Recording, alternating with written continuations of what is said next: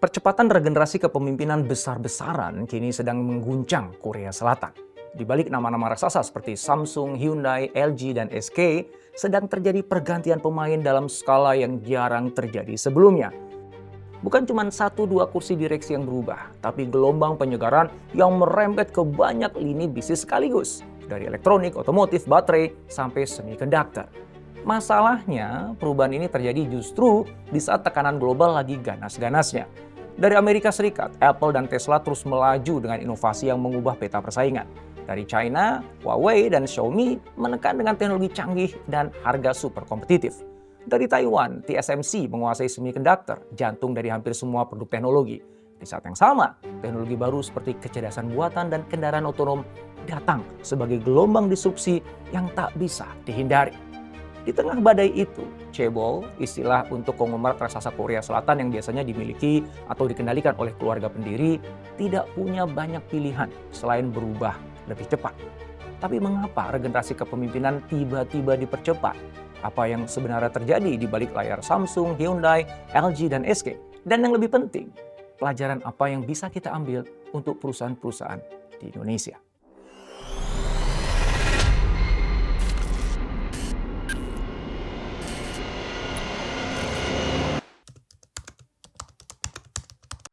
Perusahaan-perusahaan besar Korea Selatan sedang melakukan langkah yang sebenarnya sederhana, tapi sangat strategis. Mereka mempercepat regenerasi kepemimpinan supaya lebih adaptif terhadap persaingan global. Samsung misalnya, mulai ramai mempromosikan eksekutif-eksekutif muda berusia 30-40-an ke posisi kunci, terutama di divisi elektronik, semiconductor, dan riset dan pengembangan. Mereka sadar berhadapan dengan Apple di elektronik dan TSMC di semiconductor tidak bisa lagi mengandalkan pola lama. Dibutuhkan pemimpin yang lebih dekat dengan dunia digital, lebih lincah membaca tren, dan berani mengambil risiko. Bukan cuma soal usia, Samsung juga mulai mengubah komposisi ruang rapat. Jika dulu posisi eksekutif sangat didominasi pria Korea senior, kini mereka mulai membuka ruang lebih lebar bagi perempuan dan ekspatriat. Keberagaman ini diharapkan membuat keputusan bisnis lebih kaya perspektif dan lebih relevan dengan pasar global. Jadi regenerasi yang terjadi bukan sekedar mengganti orang, tapi juga memperbaharui cara berpikir dan cara melihat dunia. Hyundai bergerak dengan pola yang mirip, tapi dengan tekanan yang berbeda. Di hadapan ancaman Tesla dan pemain otomotif global lain, terutama di mobil listrik dan kendaraan otonom, Hyundai tidak lagi bisa berjalan dengan kecepatan normal. Di bawah kepemimpinan Chung Il-sun, banyak eksekutif senior, bahkan mereka yang dulu dipilih oleh ayahnya, diganti dan digeser. Fokusnya jelas, membangun tim yang bisa berlari kencang di mobil listrik, teknologi otonom, dan sistem infotainment. Banyak pemimpin muda ditempatkan di area riset dan pengembangan, terutama yang menyentuh teknologi masa depan. SK Group dan LG pun tidak tinggal diam. SK menunjuk lebih dari 100 eksekutif baru. Banyak diantaranya ditempatkan di sektor-sektor yang sedang tumbuh cepat seperti hidrogen dan semiconductor. LG menambah ratusan eksekutif, mayoritas berusia 40-an, untuk memperkuat posisi di baterai sekunder dan energi terbarukan. Intinya sama, menempatkan pemimpin yang masih lapar, responsif, dan punya sensitivitas kuat terhadap teknologi dan pasar global. Regenerasi ini adalah cara mereka memastikan bahwa perusahaan tidak hanya bertahan, tapi tetap relevan di area kompetisi yang semakin brutal. Kalau kita lihat dari kacamata siklus hidup perusahaan, apa yang terjadi di Korea Selatan sebenarnya sangat logis. Dalam perjalanan panjang sebuah perusahaan biasanya ada 3 fase utama, pertumbuhan, kematangan, lalu penurunan. Di fase pertumbuhan, perusahaan agresif, berani ngambil risiko, mengejar pasar, dan berinovasi tanpa henti. Sementara di fase kematangan, perusahaan sudah dominan, punya pangsa pasar besar, dan mulai menghadapi tekanan dari pemain baru dan perubahan pasar. Kalau di fase ini perusahaan tidak melakukan pembaruan, maka mereka pelan-pelan masuk ke fase penurunan. Chaebol seperti Samsung, Hyundai, LG, dan SK telah melewati fase pertumbuhan yang sangat intens, terutama setelah Perang Korea. Mereka bertumbuh lewat investasi besar-besaran di teknologi, ekspansi global, dan agresif menguasai pasar dunia. Kini mereka berada di fase kematangan. Besar, kuat, tapi dikepung kompetitor dari segala arah. Apple dan Tesla terus mendorong batas inovasi di elektronik dan otomotif. Perusahaan Eropa seperti Volkswagen semakin serius di mobil listrik. Dan China, Huawei dan Xiaomi menekan di elektronik, sementara TSMC berdiri kokoh di semiconductor. Di fase inilah mereka dipaksa memilih, mempertahankan pola lama dan perlahan turun, atau melakukan strategic renewal, pembaruan strategis yang menyentuh sampai ke kursi-kursi puncak. Regenerasi kepemimpinan adalah bagian penting dari pembaruan ini. Dengan mengangkat pemimpin muda yang lebih dekat dengan teknologi terbaru, lebih paham dunia digital, dan punya wawasan global, mereka berharap bisa mempercepat inovasi dan membuka peluang di sektor-sektor baru seperti kendaraan otonom dan energi terbarukan. Dalam kultur chaebol, ini bukan hal yang kecil. Banyak perusahaan ini dibangun oleh generasi pertama dan kedua dengan cara yang sangat berbeda. Fokus pada pertumbuhan agresif, keputusannya terpusat, dan struktur yang sangat hierarkis.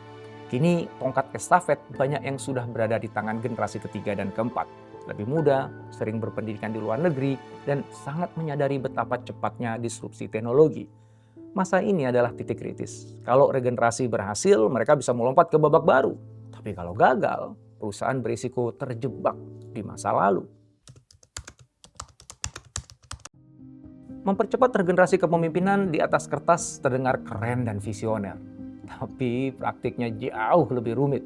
Banyak perusahaan besar Korea masih terperangkap dalam struktur hierarkis yang kaku. Walaupun eksekutif muda sudah dipromosikan, lingkungan kerja yang mereka masuki masih penuh dengan birokrasi, budaya senioritas, dan cara kerja yang lambat. Akhirnya ada jarak antara harapan dan kenyataan. Perusahaan ingin berubah cepat, tapi mesin organisasi masih diset di mode lama. Pemimpin muda yang naik ke posisi tinggi pun seringkali tidak mendapatkan dukungan yang benar-benar mereka butuhkan. Ada yang kurang dibekali pelatihan kepemimpinan yang memadai, ada yang tidak diberikan kewenangan penuh untuk mengambil keputusan strategis. Di atas kertas mereka pemimpin, tapi dalam prakteknya ruang gerak mereka dibatasi oleh proses internal, politik kantor, dan juga bayang-bayang pemimpin lama. Jika regenerasi dilakukan terburu-buru tanpa persiapan sistemik, yang muncul bisa jadi justru kebingungan di dalam organisasi, turunnya moral tim, dan ketidakjelasan arah. Tantangan terbesar justru datang dari pemimpin senior yang masih sulit melepaskan kendali. Banyak dari mereka yang secara formal sudah memindahkan jabatan, tapi secara informal masih memegang pengaruh besar dalam pengambilan keputusan. Mereka masih menjadi pusat gravitasi yang menentukan arah perusahaan. Ketika pemimpin baru ingin melakukan pembaruan, mereka harus berhadapan dengan tembok yang tak terlihat ini. Hasilnya, regenerasi berisiko hanya menjadi kosmetik, berganti wajah, tapi tak berganti pola. Tanpa perubahan yang lebih dalam di level budaya organisasi dan sistem manajemen, regenerasi seperti ini justru bisa memperlambat proses adaptasi.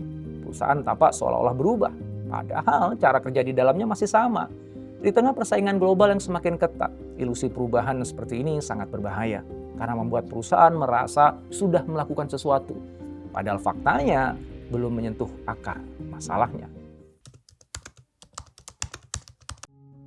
Lalu bagaimana supaya regenerasi benar-benar bekerja? Pertama, peran pemimpin senior harus berubah. Mereka tidak lagi berada di garis depan sebagai pengambil keputusan utama, tetapi menjadi mentor, penjaga nilai, dan penopang bagi pemimpin muda. Pengalaman mereka tetap sangat penting, tapi perannya bergeser, bukan mengendalikan, tapi membimbing. Mereka perlu memberi ruang dan kepercayaan kepada generasi baru untuk menguji ide, mengambil keputusan, dan bahkan membuat kesalahan yang wajar dalam proses belajar. Kedua, perusahaan perlu menyiapkan pipeline kepemimpinan sejak awal, bukan baru panik ketika situasi sudah mendesak. Calon pemimpin masa depan sebaiknya sudah diidentifikasi dan dibina jauh sebelum krisis terjadi. Mereka diberikan kesempatan memegang berbagai peran, menangani proyek strategis, dan belajar dari dekat bagaimana perusahaan dioperasikan. Dengan begitu, maka ketika saat regenerasi tiba, organisasi tidak terguncang karena transisi terasa sebagai kelanjutan yang alamiah, bukan loncatan yang mendadak. Ketiga, regenerasi harus dilakukan secara bertahap namun terarah. Promosi cepat tanpa pembelajaran berkelanjutan bisa berbahaya. Pemimpin muda butuh proses untuk mengasah diri, menguji gagasan, dan membangun kredibilitas di mata tim. Mereka juga perlu dukungan struktural, ruang untuk bereksperimen, sistem yang tidak menghukum kegagalan yang masuk akal, dan budaya yang mendorong inovasi.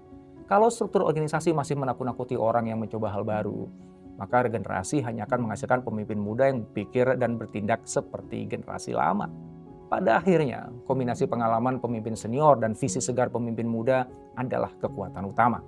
Regenerasi yang efektif bukan tentang mengganti yang tua dengan yang muda, tetapi tentang menyatukan keduanya dalam struktur yang memungkinkan inovasi, sekaligus menjaga nilai-nilai yang sudah terbukti.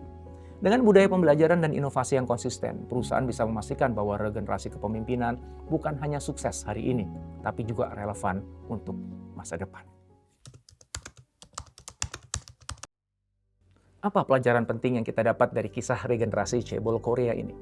Pertama, regenerasi kepemimpinan bukan sekedar penggantian orang, tapi pembaruan cara berpikir.